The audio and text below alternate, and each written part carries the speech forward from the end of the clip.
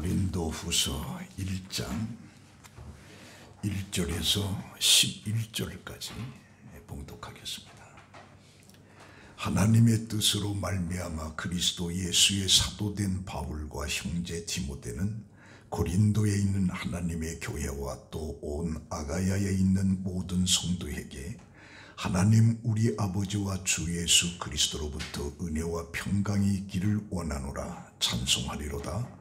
그는 우리 주 예수 그리스도의 하나님이시요 자비의 아버지시요 모든 이루의 하나님이시며 우리의 모든 환난 중에서 우리를 위로하사 우리로 하여금 하나님께 받은 위로로서 모든 환난 중에 있는 자들을 능히 위로하게 하시는 이시로다. 그리스도의 고난이 우리에게 넘친 것 같이 우리가 받은 위로도 그리스도로 말미암아 넘치는도다. 우리가 환난 당하는 것도 너희가 위로와 구원을 받게 하려는 것이요 우리가 위로를 받는 것도 너희가 위로를 받게 하려는 것이니 이 위로가 너희 속에 역사하여 우리가 받는 것 같은 고난을 너희도 견디게 하느니라. 너희를 위한 우리의 소망이 견고함은 너희가 고난에 참여하는 자가 된 것 같이 위로에도 그러한 줄을 알미라. 형제들아, 우리가 아시아에서 당한 환난을 너희가 모르기를 원하지 아니하노니 심외에 겹도록 심한 고난을 당하여 살 소망까지 끊어지고 우리는 우리 자신이 사형 선고를 받은 줄 알았으니 이는 우리가 자기를 의지하지 말고 오직 죽은 자를 다시 살리시는 하나님만 의지하게 하심이라. 그가 이같이 큰 사망에서 우리를 건지셨고 또 건지실 것이며 이후에도 건지시기를 그에게 바라노라. 너희도 우리를 위하여 간구함으로 도우라. 이는 우리가 많은 사람의 기도로 얻은 은사로 말미암아 많은 사람이 우리를 위하여 감사하게 하려 함이라. 아멘. 봉독한 말씀으로 위로하시는 하나님이라고 하는 내용으로 우리 함께 은혜를 받습니다. 이 프랑스 북쪽에 칼레라고 하는 도시가 있습니다. 1347년에 100년 전쟁이 프랑스와 영국 사이에 일어났는데 이 칼레라고 하는 이 도시가 영국군의 포위가 되었습니다. 사실 다른 도시는 다 점령되었는데 이 칼레만 점령되지 못한 상황이었습니다. 그곳에서 프랑스군은 영국군에서 생명을 걸고 저항을 했고 그래서 영국군인들에게 있어서는 골치 아픈 곳이고 또 영국군을 가장 괴롭힌 것이 바로 칼레라고 하는 도시였습니다. 그러나 영국군에 의해서 이 칼레 도시가 완전히 포위가 되었는데 1년이라고 하는 시간이 지납니다. 이제 그 성 안에는 음식이 다 떨어졌고 더 이상 공급할 수 없는 상황이 됩니다. 그래서 칼레는 이제 굶어 죽든지 항복하든지 둘 중에 하나 길을 선택해야 되는 기로에 서게 된 겁니다. 그래서 먹을 것이 없어서 며칠 버티기 힘든 최악의 상황에서 칼레는 결국에 백기를 듭니다. 그때 영국왕 에드워드 3세가 말하기를 칼레의 시민들은 하나도 남김없이 죽이겠다. 이 칼레 시는 영국왕에게 사절을 보내면서 무슨 일이든지 다 할 테니까 생명만은 해치지 말아달라 애거를 하게 됩니다. 그러자 영국왕이 말하기를 좋다, 그러면 시민들의 목숨을 보장하겠다. 그러나 그동안 우리를 괴롭힌 대가를 받아라. 칼레 시민 6명을 처형하는 것으로 벌을 끝내겠다. 시민들은 이 말을 듣고 기뻐할 수도 없고 슬퍼할 수도 없습니다. 6명의 시민들이 대신에 죽어야 하는 상황이었는데 누구도 선뜻 나서지를 않는 겁니다. 그때 칼레에서 가장 부자였던 위스타시오 생 피에르가 제일 먼저 내가 죽겠다 그러고 나섰어요. 그러면서 칼레 시민이요 5명만 나오라. 용기를 가지고 5명만 나오라. 이때에 칼레 시장이 나옵니다. 그리고 칼레의 핵심 인물이었던 귀족들이 한 명 한 명 앞으로 나와서 결국에 7명이 된 겁니다. 6명을 요구하기 때문에 이제 한 명을 빼야 되는 거죠. 제비뽑기를 합니다. 근데 제비뽑기를 해서 한 사람이 뽑혔는데 그 사람은 이제 집으로 돌아가야 되는데 집으로 돌아가지 않고 영국으로 갑니다. 영국으로 가서 그 왕에게 내가를 제일 먼저 죽여라. 그때 에드워드 3세 영국 왕은 이런 모습을 보고 칼레 시민들 전체를 다 살려주었다라고 하는 역사적인 사건입니다. 이걸 보면서 오늘 나 대신 죽어주신 예수님, 이제 이게 십자가입니다. 십자가는 우리의 죄가 씻어지는 것이고 십자가를 통해서 하나님과 우리가 화목되어진 것입니다. 그래서 이사야 53장 5절에 보면 그가 찔림은 우리의 허물 때문이요 그가 상함은 우리의 죄악 때문이라. 그가 징계를 받음으로 우리가 평화를 누리고 그가 채찍에 맞음으로 우리는 나음을 받았도다. 그래서 십자가라고 하는 걸 통해서 우리 현대인들에게는 위로가 되는 겁니다. 이 십자가를 통해서 우리는 하나님의 소유가 되는 것이고 십자가를 통해서 우리는 힘을 얻게 되고 십자가만이 우리에게 생명이 된다라고 하는 진리가 그 속에 담겨져 있어요.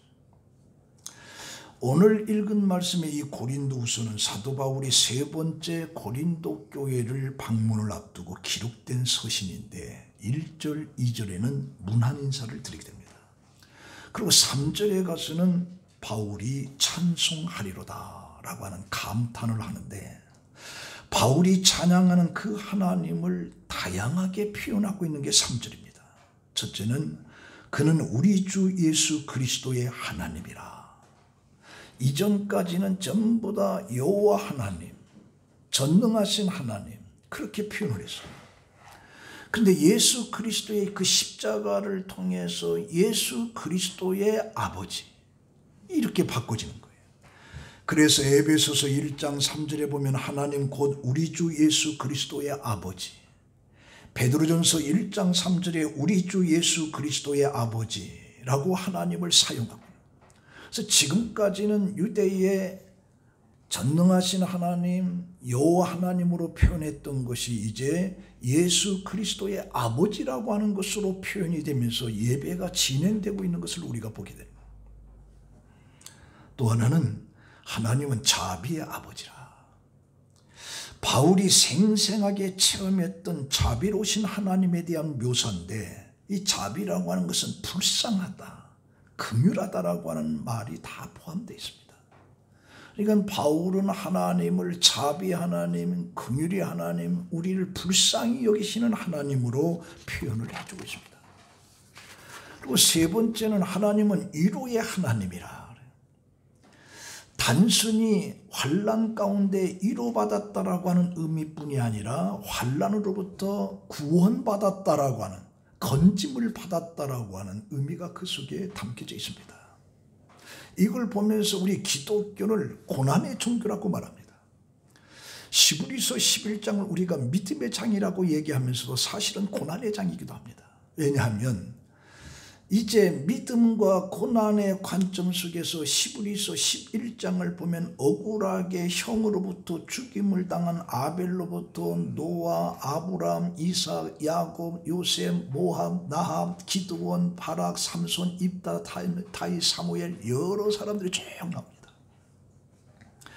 그러고 나서 이들을 믿음의 조상이면서 고난과 시련 속에서 믿음을 잃지 않았다라고 하는 게 바로 히브리서 11장입니다. 그래서 믿음의 장이면서도 고난의 장이 히브리서 11장이에요. 이걸 보면서 중요한 것은 뭐냐? 고난과 믿음이라고 하는 것이 함께 있다는 거죠. 믿음의 역사는 고난의 역사이죠. 고난을 빼놓고는 믿음의 역사를 말할 수가 없다는 거죠. 그래서 이 고난을 통해서 믿음을 볼 수 있고 이 믿음을 통해서 고난을 이기고 있다라고 하는 게 히브리서 11장입니다. 그래서 이제 고난에서 믿음을 보게 되면 그 믿음을 통해서 모든 고난도 견딜 수가 있다. 그러면서 이 고난과 환난을 사실 좋아할 사람이 세상에 누가 있습니까? 하나도 없습니다. 그러나 이 환난과 고난 속에서는 우리에게 주는 플러스가 많다. 그래서 오늘 이 말씀을 통해서 고난 속에서 우리에게 주는 세 가지 유익이 있는데 그것을 오늘 말씀을 드리고자 하는 겁니다. 첫 번째는 하나님은 고난을 통해서 우리에게 위로를 주신다. 4절에 보면 환난 중에서 우리를 위로하사 우리로 하여금 하나님께 받은 위로로서 모든 환난 중에 있는 자들을 능히 위로하게 하시는 이시로다. 여기서 환난이라고 하는 단어가 들립시스라고 하는 말인데 이것은 견디기 힘들 정도의 극심한 고난을 의미할 때 사용하고 있어요. 그래서 바울은 이런 극심한 환난 중에서도 하나님의 위로를 경험했다라고 표현하고 있습니다. 그리고 이런 문제는 단순히 바울 개인에게만 주어지는 것이 아니라 폭넓게 바울과 함께 복음 사역에 동참했던 동역장들에게도 해당되는 말씀이라. 그래서 우리라고 하는 1인칭 복수형을 사용하고 있습니다. 그래서 죽을 정도의 극심한 환난 속에서 하나님의 위로를 받았다. 위로를 받았다. 영국 출신의 세계적인 화가인 단테 가브리엘 노데치라고 하는 유명한 화가가 있습니다. 어느 날 한 노인이 찾아왔어요. 그는 자신이 그린 그림을 갖고 와서 이 화가로부터 내가 재능이 있는지 평가해달라. 그래서 노데치는 작품을 면밀히 살폈습니다. 그래서 노인에게서 재능을 찾아보기가 어려운 거죠. 그래서 노데치는 최대한 부드러운 말투로 노인에게 화가가 되기는 어렵겠습니다. 그래서 노인은 낙심한 듯 보였지만 한편으로 짐작했듯이 말하면서 저희의 그림에 대해서 솔직히 평해 주셔서 감사합니다. 기왕 시간을 내준 김에 한 젊은 화가의 지망생의 그림도 봐주셨으면 좋겠습니다. 하고 그 그림을 내놨어요. 근데 노데치는 그 그림을 보다가 놀라움과 탄성의 소리를 발하는 겁니다. 이 그림들은 모두 예술적인 창조력과 탁월한 재능이 번뜩이는 이 대담한 구도와 색채를 보세요. 이 젊은이가 대체 누굽니까? 그러자 노인이 제가 40년 전에 그린 그림입니다. 그때 저를 가르치던 선생은 저에게 그림에 대해서 전혀 소질이 없다고 했죠. 그래서 저는 낙심하여 그동안 그림 그리기를 포기했습니다. 지금 생각해 보니까 그때 포기하지 않았더라면 저도 상당한 화가가 될 수 있었습니다. 라고 하는 얘기를. 자, 그만큼 우리가 살아가는 이 사회 속에서는 그 위로라고 하는 것이 우리 인생을 극과 극으로 만들 수 있어요. 엄청난 힘이 위로라고 하는 거예요. 위로라고. 사실 예수님조차도 위로가 필요했습니다. 예수님은 하나님의 아들인데 무슨 위로가 필요하느냐 그렇게 말할 수도 있지만 예수님은 하나님 아들이시기 때문에 사람의 몸으로 이 땅에 오셨고 사람의 음식이 필요했던 것처럼 예수님도 위로가 필요했던 겁니다. 그래서 겟세마네 동산에서 예수님께서는 베드로, 요한, 야고보를 데리고 가면서 뭐라고 하냐, 내 마음이 매우 고민해서 죽겠다. 내 마음이 너무 고통스럽다. 너희는 여기 머물러 나와 함께 깨어서 기도하라. 예수님은 위로가 필요했던 거죠.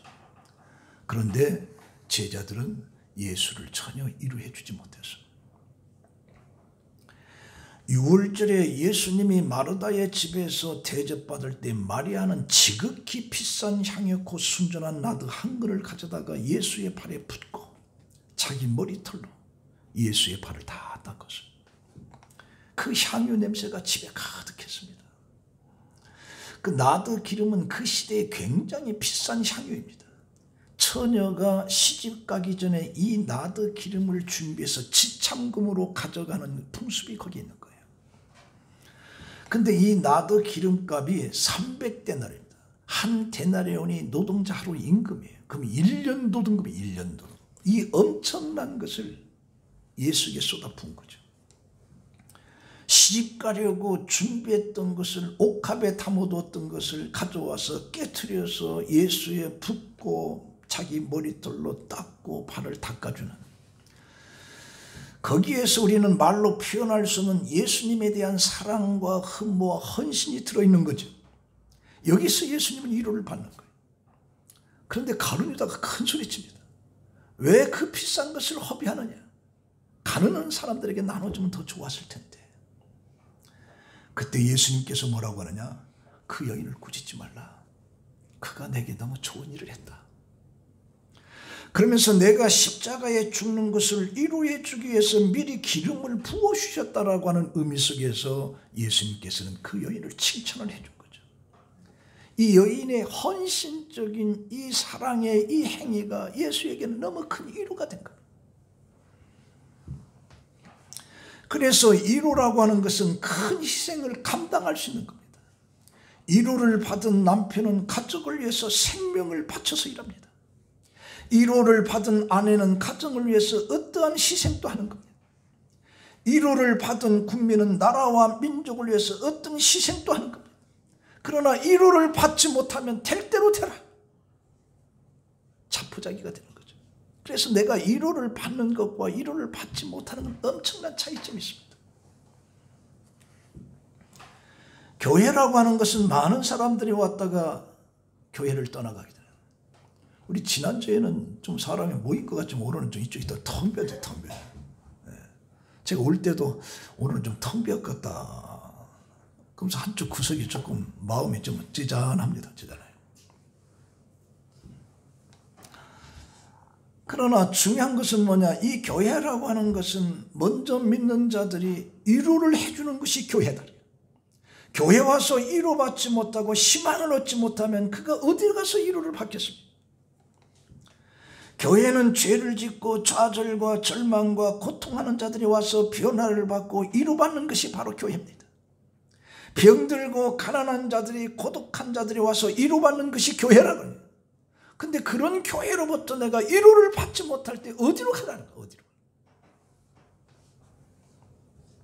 그래서 예수님께서도 수고하고 무거운 짐자들아 다 내게로 오라. 내가 너를 편히 쉬게 하겠다.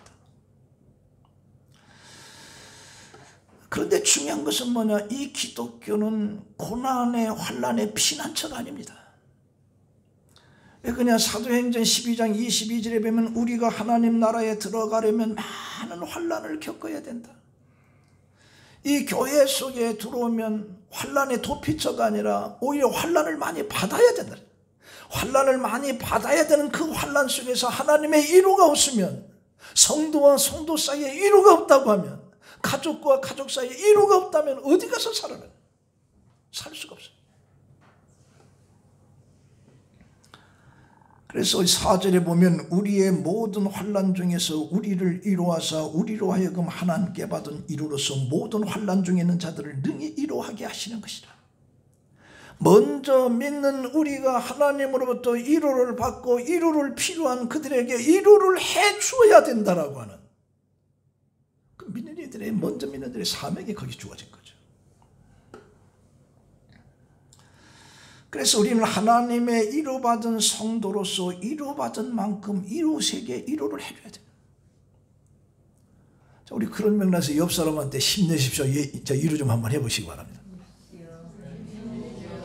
네.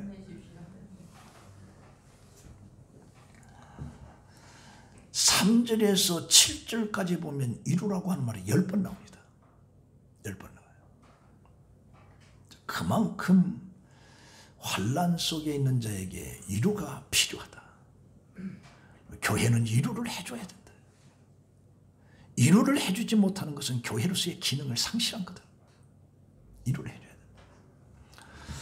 그 다음에 두 번째는 하나님은 고난을 통해서 우리에게 소망을 주신다. 그렇게 말합니다. 삶이 고난으로 모든 것이 끝난다면 인간은 살아갈 수 없습니다. 그러나 고난 속에서도 견딜 수 있는 것은 소망이기 때문이에요. 바로 소망은 하나님이 주시는 겁니다. 6절에 보면 우리가 환난 당하는 것도 너희가 위로와 구원을 받게 하려는 것이요. 바로 구원을 받게끔 하기 위한 것이다라고 하는 소망이 거기서 나옵니다. 그러니까 우리 그리스도인들의 축복이라고 하는 게 뭐냐? 어떤 고난과 어떤 환난 속에 있다 거기는 틀림없이 위로와 소망이 있다. 소망이. 우리 사도행전 27장에 보면 유라굴로라고 하는 광풍을 죄수의 몸으로 노마로 가는 바울의 배에 임하게 돼서 배가 파산 직전에 여러 날 동안 해도 보이지 못하고 별도 보이지 못하는 캄캄한 찰과 같은 곳에 죽음을 기다리고 있을 때 구원이 전혀 없었어요. 절망과 죽음만 있었어요. 근데 바울이 그때 내가 너희를 권하노니 이제 안심하라. 너희 중 아무도 손상이 없겠고 오직 백분이리라. 내가 속한 바 곧 내가 섬기는 하나님이 사자가 어젯밤에 내 곁에 서서 말하되 바울아 두려워하지 말라.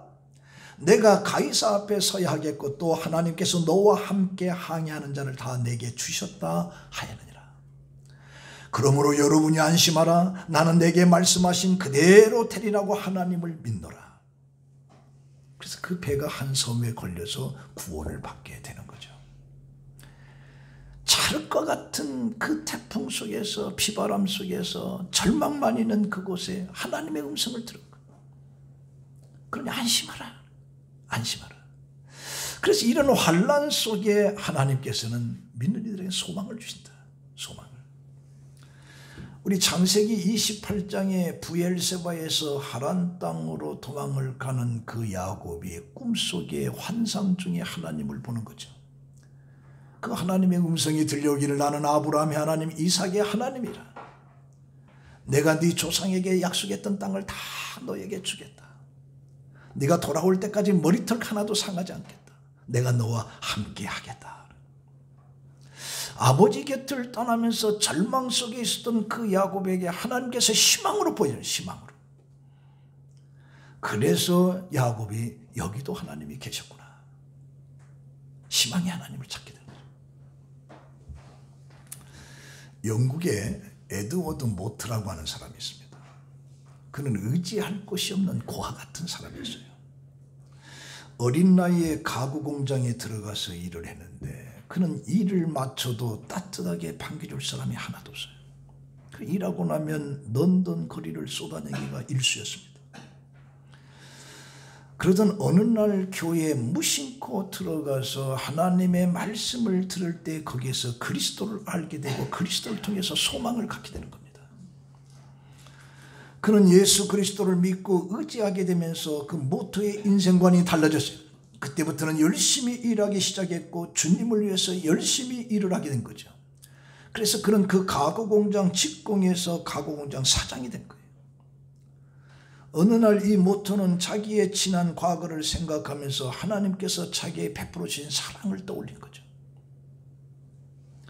그 순간 너무나도 감격스러워서 성령의 인도하신 대로 수첩에 꺼내서 글을 쓰기 시작해요.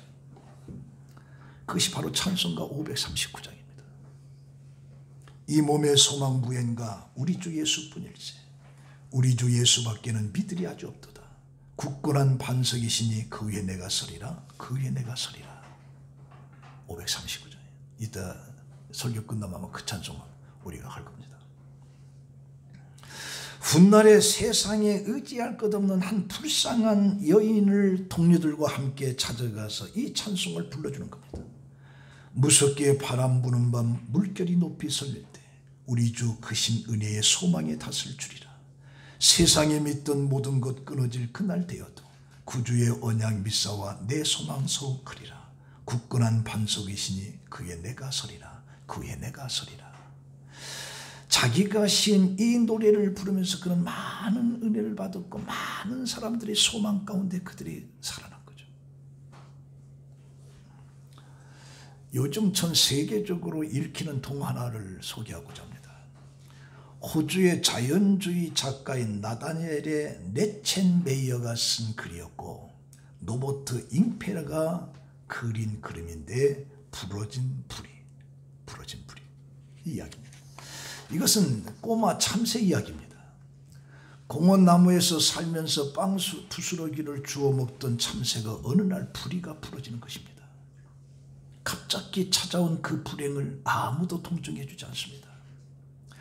그는 참새들이 세계에서도 왕따를 당해서 춥고 배고프고 외로운 존재가 되었습니다. 먹지 못해서 야이어가고 씻지도 못해서 다른 동료들로부터 더러운 새로 취급을 받습니다. 그런데 뜻밖의 어느 날 그에게 손을 내밀어 빵을 먹이는 손길이 있었는데 그것은 노숙자였습니다. 집을 떠돌아다니는 노숙자였습니다. 너와 난 같은 처진 모양이지. 웃으면서 그가 내미는 빵을 먹으면서 오래간만에 참새는 행복을 느낍니다. 그는 빵을 먹었기 때문이 아니라 사랑을 먹기 때문에. 그 아저씨와 꼬마 참새는 그날 저녁 처음으로 자신들만의 집을 만드는데 아저씨는 공원 벤치에서 구부렸고 그 머리에다가 둥지를 틀고 그 참새는 거기서. 그때에 그 아저씨는 참새를 쓰다듬으면서 잘 자. 내일 우리 함께 일어나야지. 내일을 위해서 속삭이는 거예요. 그때 꼬마 참새도 부드럽지만 심차게 짹짹하고서 이제 잠을 잔 거죠. 그날 밤 아저씨는 가족들의 환영을 받으면서 집으로 돌아오는 꿈을 꾸었고 참새는 부러진 부리가 다시 반듯해지고 이웃들과 어울리는 꿈을 꾸면서 치유가 되는, 세상이 변화되는 꿈을 꾸는 그런 내용입니다. 어쩌면 오늘 우리들은 세상 속에서 위로를 통해서 소망을 갖고 소망을 통해서 모든 것들이 치유돼야 될 그런 세상 속에 우리가 살고 있는.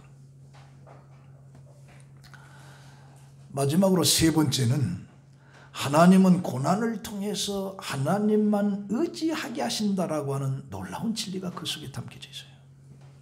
8절 9절에 보면 형제들아 우리가 아시아에서 당한 환난을 너희가 모르기를 원하지 아니하노니 심에 격도록 심한 고난을 당하여 살 소망까지 끊어지고 우리는 우리 자신이 사형 선고를 받은 줄 알았으니 이는 우리로 자기를 의지하지 말고 오직 죽은 자를 다시 살리시는 하나님만을 의지하기 위함이라. 이게 우리가 오는 이 환난과 고난 속에 깊은 그 의미가 있는데 그 의미는 뭐냐? 나 자신을 의지하지 않고 하나님만을 의지하게끔 하기 위해서 고난과 환난이 있다라고 바울은 이야기하고 있어요. 바울은 실로 견디기 어려운 고난을 당하고 살 소망까지 사라진 극한 상황에서 몰려있는 거죠. 바울이 어떤 고난을 겪고 있는지 구체적으로 말하고 있지는 않지만 그는 심에 겹도록 심한 고난을 당해서 살 소망까지 끊어지고 사형 선고를 받은 줄을 알았다라고 말합니다. 그래서 10절에 보면 큰 사망이라 표현합니다. 이런 상황에 몰리면 대개 왜 나에게 이런 고난을 주셨습니까? 그리고 하나님을 원망하게 되는데 그리고 자기 자신을 비관하면서 자포자기에 빠지게 되는 거죠. 그러나 하나님은 이런 고난을 허락하시는 그 목적이 뭐냐? 우리로 하여금 자기 자신을 의리하지 아니하고 오직 죽은 자를 다시 살리신 부활의 주님만을 의지하게끔 하기 위해서 이런 고난과 환난을 주신다 그렇게 말하고 있어요. 사람들이라고 하는 것은 자신의 능력을 드러내기를 좋아하는 겁니다. 뭐 혈통이 어떠니 학벌이 어떠니 자신의 백그라운드가 그러면서 자기를 자꾸 드러내는 거죠. 그러다 보니까 하나님 없이도 자기가 살 수 있는 거예요. 교만 속에 사로잡히는 거죠. 그래서 자기 힘으로는 어쩔 수 없다라고 하는 한계, 고난과 핍박과 고난을 주면서 결국에 하나님만을 의지하게끔 하는 것이 하나님의 섭니다. 모세를 보세요. 모세가 40세까지는 애굽의 궁궐에서 갖은 혜택을 다 누리면서 바로 공주의 아들로서의 그런 성장, 내가 뭐든지 할 수 있다, 그런 모세를 꺾고 살인자로 만들어서 미디안 광야에 40년 동안 고통당하게끔. 그때 모세는 40세에 혈기왕성했던 그는 다 이제 내 인생은 끝났구나. 그때 하나님 그를 부르십니다. 이게 40년 미디안의 그 혹독한 목동으로서의 처가살이했던 그 모세를 네 자신을 의지하지 말고 하나님을 의지해야 된다라고 하는 교훈을 40년 동안 해주는 거예요. 40년 동안. 그때 모세는 자아가 다 죽습니다. 이스라엘 민족도 출애굽을 해서 400년 동안 종으로 살았던 그들을 갖다 열흘이면 가나안 땅으로 들어갈 수 있는 그들을 왜 광야에서 40년 동안 머물게 했느냐? 교만을 꺾고죠. 하나님만 의지하게끔 하기 위해서 그들의 40년 동안 고난의 길을 행장. 그러고 나서도 그들은 하나님을 의지하고 그런데도 얼마 안 가서 또 교만해지고 범죄하고. 이게 인간이라. 신명기 8장 3절에 여호와 입에서 나오는 모든 말씀으로 사는 줄을 너로 알게 하리라. 그래서 우리에게 극한 상황은 절망이 아니고 원망이 아니고, 주님을 모르는 사람들은 그 속에서 허우적거리는 것이지만 하나님을 의지하는 사람에게는 그 절망적인 상황에서 하나님이 나에게 깊은 뜻이 있구나, 하나님만 의지하게끔 하기 위한 것이구나 라고 하는 사실을 깨달아요. 그래서 로마서 5장 3절에 이렇게 말합니다. 성도는 환난 중에서 즐거워한다. 왜? 그 환난 속에서 하나님만 의지하게끔 하는 심오한 진리가 그 속에 담겨있기 때문에 환난 속에서 즐거워한다. 하나님은 자신을 의지했던 것에서 오직 주님을 의뢰하는 것으로 나아가야 한다. 그래서 시편 57편 1절에 내 영혼이 주께 피하되 주의 날개 그늘 아래에서 이 재앙이 지나기까지 피하리다. 내가 지극히 높으신 하나님께 부르짖으며 곧 나를 위하여 모든 것을 이루시는 하나님께로다. 자, 그러면서 우리 10절을 보시면 그가 이같이 큰 사망에서 우리를 건지셨고 또 건지실 것이며 이후에도 건지시기를 그에게 바라노라. 과거의 큰 사망에서 우리를 건지셨고 현재에 우리를 건지셨고 미래에서도 우리를 건지시기를 바라노라. 이것은 인간적으로 볼 때 살 소망까지 끊어진 상황 속에서도 자신을 포기하지 않고 하나님에 의지하는 신앙 고백이 위대한 겁니다. 상황은 최악이지만 그의 입술은 최상의 고백의 열매를 맺고 있는 거예요. 그럼 어떻게 하면 이렇게 할 수가 있느냐? 그것은 하나님은 죽은 자를 다시 살리신다라고 하는 믿음이 있기 때문에 그런 거예요. 죽은 자도 다시 살리시는 믿음이 있었기 때문에 그게 가능한 것이다. 인간에게 가장 큰 고통은 죽음이 아니겠습니까? 그러나 부활의 믿음이 있으면 이런 것마저도 이길 수가 있다. 문제는 뭐냐? 내가 부활의 신앙이 있느냐 없느냐가 문제인 거예요. 서문학교의 노마 박해 때에 죽음을 맞이한 폴리갑, 이 폴리갑 교우인데 그가 재판관과 함께 화형장으로 끌려가면서 그 재판관이 거짓말이라도 예수 안 믿겠다 한마디만 해라, 그럼 살려주겠다. 그러자 폴리갑이 아니요, 주님께서 내 평생에 한 번도 나를 모른다고 하신 적이 없는데 내가 어떻게 단 한마디 거짓말로 그를 부인할 수 있겠어? 그러면서 죽음을 선택해. 그래서 그 사형장에 가면 시장 광장에 거기서 불태워지죠. 내려오는 말이야, 한마디도 신음소리 내지 않았다. 그냥 불이 타 죽었다. 그러니까 우리가 중요한 것은 뭐냐? 어떤 환난과 고난 속에서도 환난이 아무리 크다 할지라도, 고난이 아무리 크다 할지라도 그보다 더 큰 위로가 우리에게 있다. 그게 궁극적으로 바로 부활의 신앙이다. 죽은 자를 다시 살리시는 예수 그리스도를 통해서 우리는 모든 것을 다 이길 수가 있다. 자, 오늘 이 말씀 가지고 결론 맺습니다. 우리가 살고 있는 이 시대는 어느 때보다 위로가 필요합니다. 사실 코로나로 인해서 아픔을 당한, 고통을 당하는 분들이 참 많이 있어요.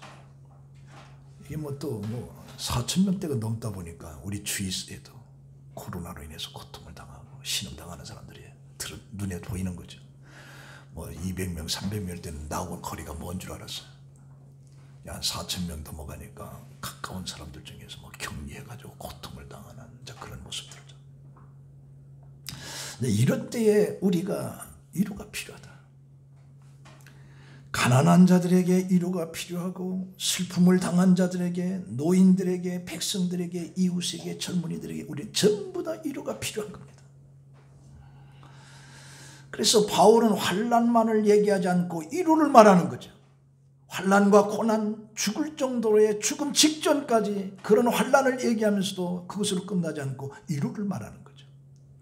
그래서 그 어떤 환난도 위로와 비교할 수 없음을 강조하는 거죠. 어떤 고난도 하나님의 위로를 넘을 수가 없어요. 어떤 큰 환난이 있어도 하나님의 이루는 그 위에 다 덮습니다. 그래서 환난을 참을 수 있는 것은 위로의 소망이 있기 때문이다. 고난만 있다면 삶이라고 하는 건 비참하기가 그지없습니다. 왜 환난과 고난이 있는가? 그것은 하나님만을 의지하고자 하는, 내 자신을 의지하지 말고 하나님만을 의지하게끔 하는 하나님의 깊은 뜻이 그 속에 담겨져 있는 거죠.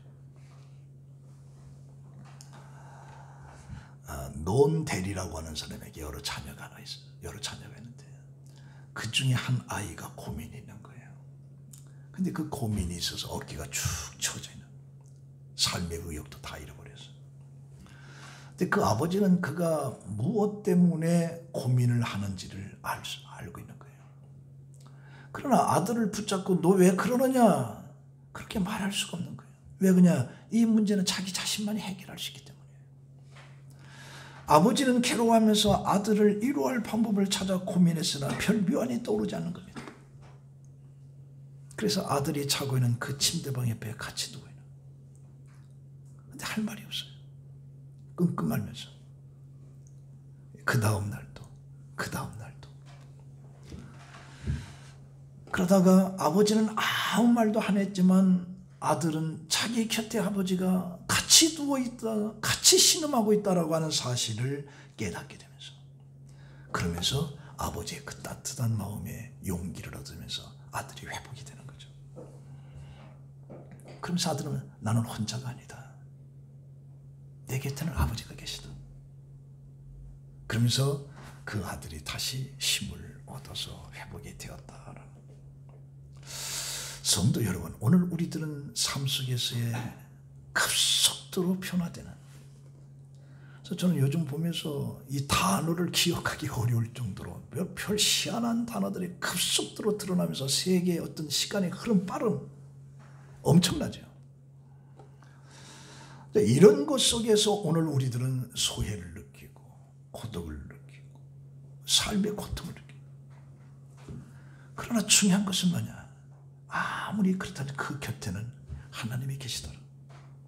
하나님이 계시다라고는 위로.